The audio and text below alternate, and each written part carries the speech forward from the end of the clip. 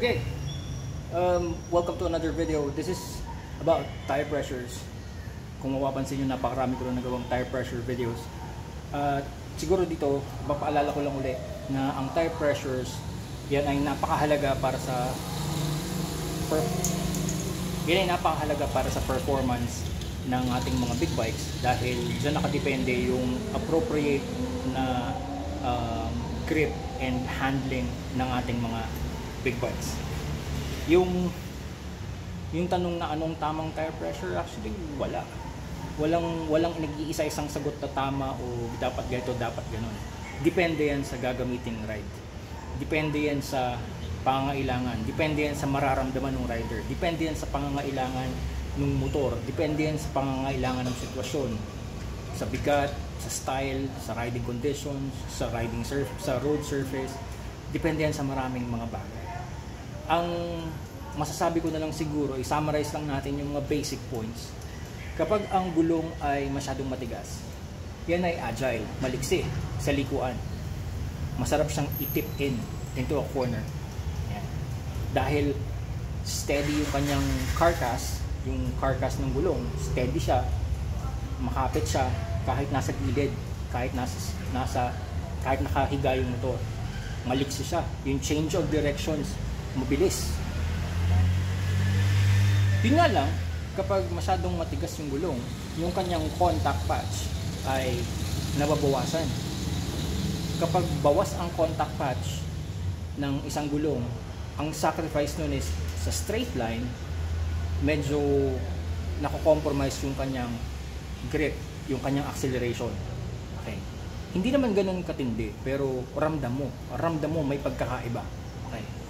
Pag naman ang gulong ay sobrang lambot, maganda yung kanyang contact patch, mas malawak yung kanyang contact patch.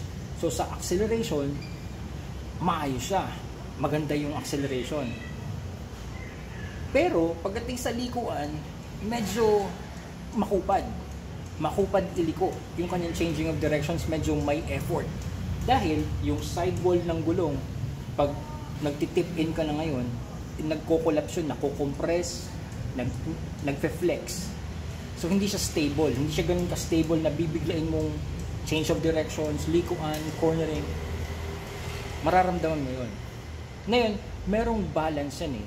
Merong balance yan na hindi sobrang lambot, hindi sobrang tigas. Hahanapin mo talaga yung combination ng kung ano yung tamang tire pressure dun sa gagawin mong ride. At dahil dalawa yung gulong natin, titimplahin mo rin kung ano yung tire pressure ng hulihan sa unahan, kasi may relasyon ng dalawang yan. Kung meron kang maayos na tire pressure dito sa unahan, pero hindi maayos yung tire pressure mo sa ulihan dun sa gagawin mong ride, may epekto yun sa handling and grip ng motor. Kung maayos yung likuran, pero hindi mo na-check yung unahan, hindi mo na-iset ng ayos dun sa ride na gagawin mo, it's the same thing. Mararamdaman mo na hindi siya maayos. Ngayon, marami ang nagsasabi na baliwala lang yan kasi basta ride lang ng ride, top speed lang ng top speed at banking lang ng banking, tapos saya lang ng saya, kain lang ng kain, tambay lang ng tambay, tapos yabangan lang ng yabangan. Para sa kanila, hindi nila naiintindihan dahil hindi pa nila nararanasan.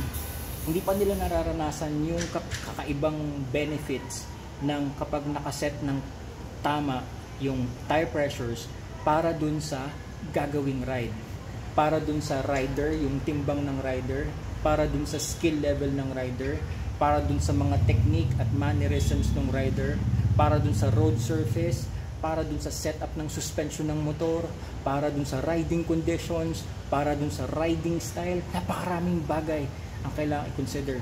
Pero dahil ang mga Pilipino ay allergic sa knowledge, sinasabi nila na wala yan, mga pang racing lang, pang matatalino lang.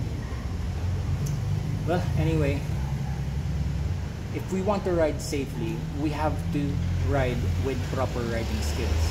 We cannot have proper riding skills if we don't have the riding knowledge.